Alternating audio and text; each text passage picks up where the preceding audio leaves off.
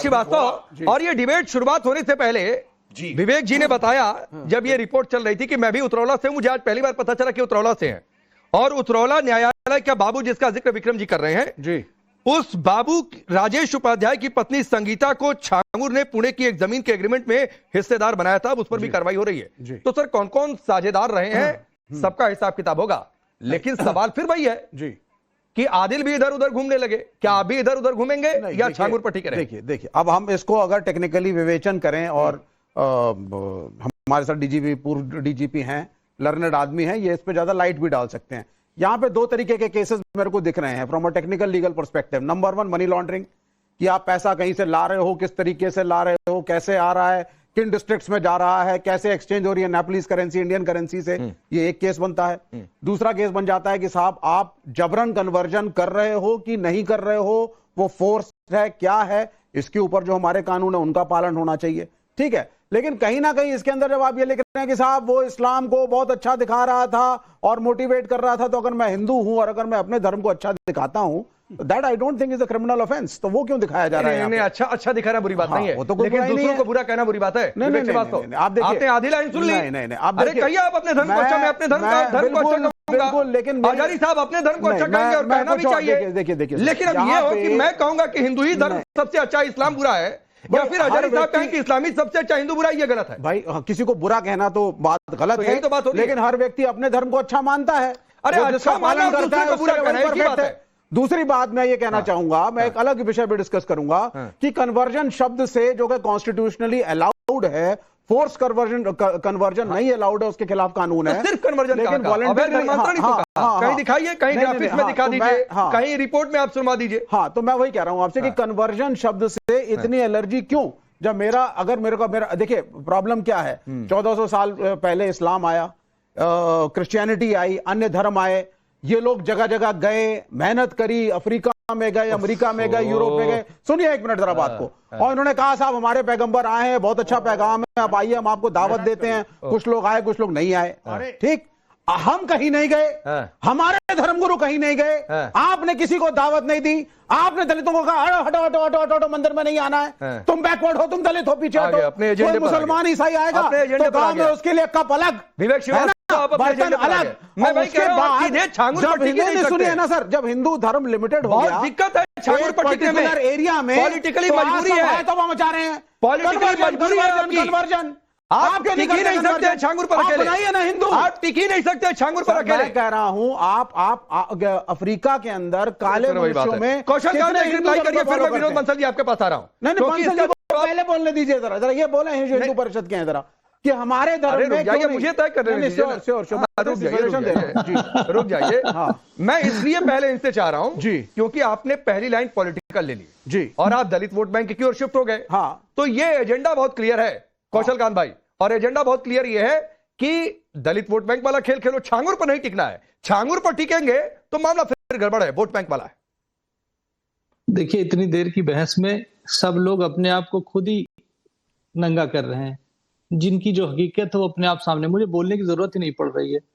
जो हमारे देश में क्रिप्टो हिंदू बैठे हुए हैं और कुछ छुपे हुए भारत का विरोध करने वाले लोग बैठे हुए हैं। कुछ लोग ऐसे हैं जिनके नाम में मुसलमान है, उसके बाद भी वो कहते हैं कि वो धर्मांतरण के बारे में कुछ जानते नहीं है, गजवाए हिंद के बारे में कुछ जानते नहीं है। जब तक इस तरह का पॉलिटिकल रहेगा तब तक इस तरह का कैंसर कोड हमारे भारत में बढ़ता रहेगा।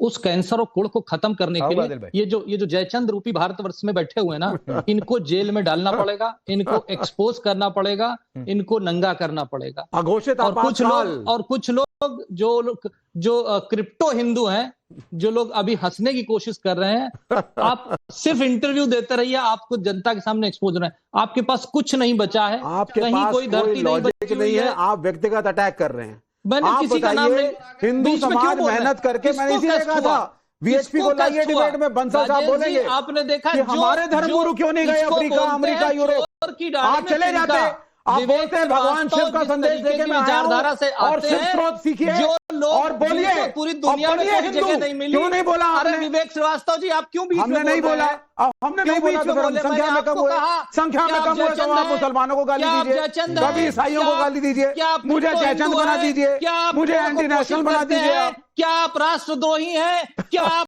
हिंदू विरोधी हैं? आप ये सब हैं क्या जो आप बोल पड़े? मैं बिल्कुल नहीं हूं, लेकिन तो मैं फिर क्यों बोल अपने पड़े? समाज के बारे में हमें कम से कम, अगर आप अपनी गलतियों को नहीं फेस करेंगे, इम्प्रूवमेंट कौन सी गलती? कौशल भाई एक मिनट, कौन सी गलती हो गई? आपका अपना समाज कौन सा है? और अघोषित आपातकाल मतलब छांगुर पर कार्रवाई हो गई तो अघोषित आपातकाल हो गया। और जिस तरीके से उसका अवैध कोठी 40 कमरे वाली गिर गई, मिनी पावर हाउस टूट गया, पहले तो आपको दिक्कत हो गई कि अघोषित आपातकाल है। कितने समय से योगी आदित्यनाथ उत्तर प्रदेश के मुख्यमंत्री हैं? कितने समय से हैं? और अगर गलत था, मनी लॉन्ड्रिंग थी, तो एक्शन क्यों नहीं हुआ? अरे तो हुआ क्यों? आज के बाद जो मदरसों का सर्वे हो रहा है, तोड़ेंगे, हम कन्वर्जन को भी करेंगे। ठीक बहुत बुरी बात है। आजारी जी को लाता हूं। आजारी जी, विनोद बंसल, थोड़ा सा और 30 सेकंड। आजारी जी प्लीज, क्या छांगुर पर कार्रवाई होना, आ रहा हूं कौशल जी, क्या छांगुर पर कार्रवाई होना, चूंकि इन्होंने ऐसी भाषा छेड़ दी, दलित वोट बैंक पर चले जाएंगे, कह रहे हैं अघोषित आपातकाल है। अजीब हालत है। देखिए, छांगुर पर जो कार्रवाई हुई, भारत में रहने वाले किसी मुस्लिम लीडर ने, किसी दरगाह के सज्जादनशीन ने, किसी हमारे किन्हीं उलमा ने कहीं पर इसका ये नहीं कहा ये गलत हुआ, क्योंकि कार्रवाई ऐसे आदमी पर होनी चाहिए, लेकिन कार्रवाई एक तरफा कभी नहीं होनी चाहिए। हम चाहते हैं कि जैसे छांगुर ने किया है, छांगुर बिल्कुल गलत शख्स है, जालिम है, उस पर कार्रवाई हुई, हम इस कार्रवाई का स्वागत करते हैं, लेकिन सरकारों को, हुक्मरानों को अपनी जिम्मेदारियों से भागना नहीं चाहिए। पहली बात तो आपको भी इसकी आलोचना करना चाहिए राकेश भाई कि सरकार 8 साल से यूपी में माननीय योगी जी की है और बहुत जिम्मेदार सरकार वो अपने आप को बोलते हैं। दूसरी केंद्र में भी भारतीय जनता पार्टी की सरकार है जो हिंदुत्व के बहुत बड़े ठेकेदार बनकर के बैठे हुए हैं। क्या उनको उनकी जिम्मेदारी नहीं है नैतिकता के आधार पर? क्या उन्हें वो बैकफुट पर नहीं है क्या?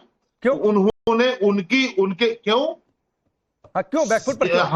हमारे मुल्क में कितना खुफिया तंत्र है, कहां गया था वो?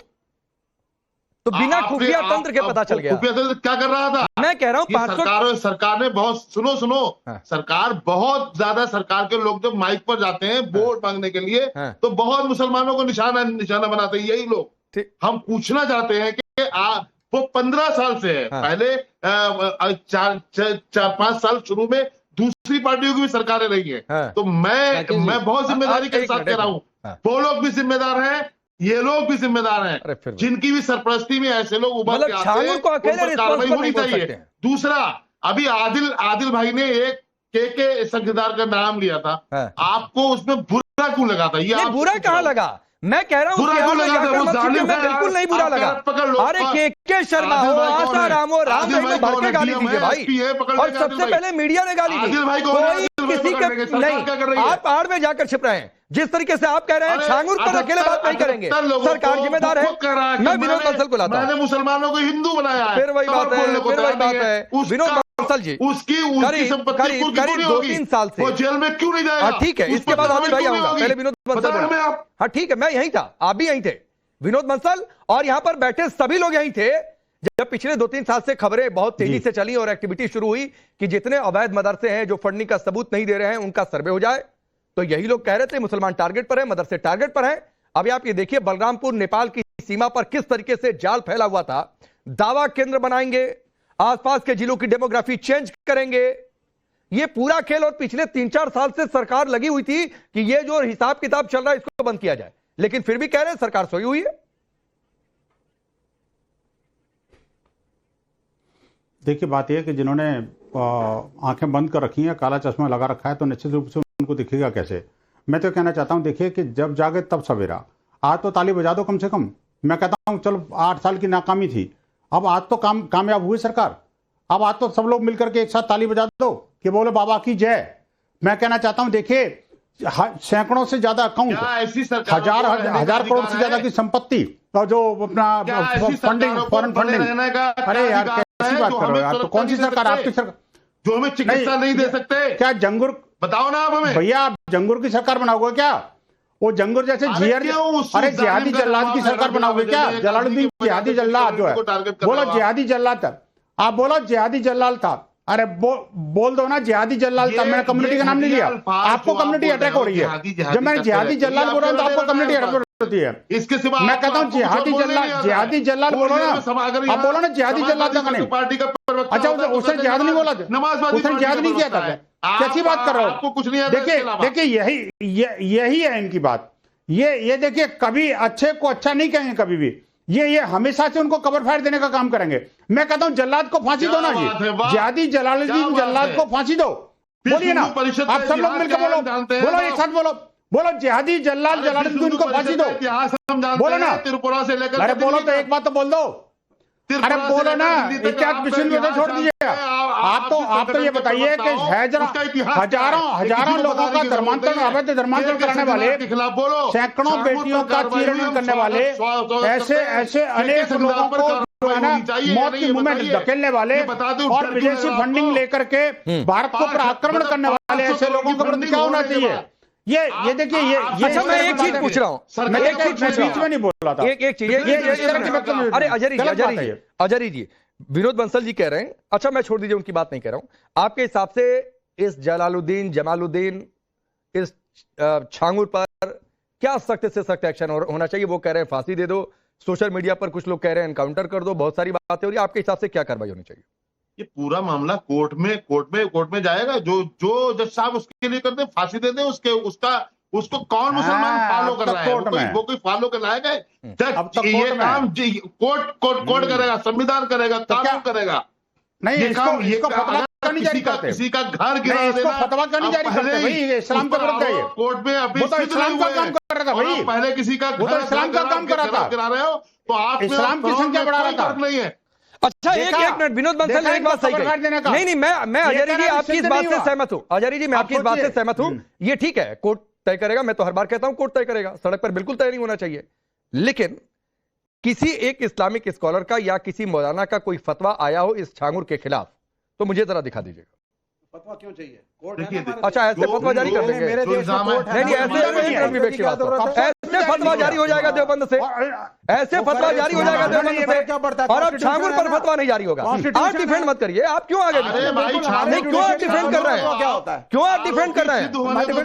बोलने दीजिए अजरी जी को, बताइए क्यों? पुलिस ने कहा है हुक्मरान कर रहे हैं जालिम है, क्या हमने भी मान लिया जालिम है, तो फतवा कोई क्यों नहीं जारी हो रहा? सुनिए हमारी बात। अरे विनोद बंसल पूछ रहे कोई फतवा क्यों नहीं जारी हुआ? ऐसे तो बात बात पर फतवे आते हैं। सुनो ना भाई, हाँ। सैकड़ों मुसलमानों का हम डेटा दे सकते हैं यहाँ पर कि जिन्हें आतंकवादी बना करके, टेररिस्ट बना करके जेल में भेज दिया गया था। 20 साल के बाद, 30 साल के बाद साबित हुए, तो उनके 20 साल बर्बाद हुए। ये कर रहे हैं कवर फायर देने का, इसका मतलब साफ साफ है कि ये इनको बचाने का काम कर रहे हैं। आप देखिए ये है, ये इनका जिहादी एजेंडा।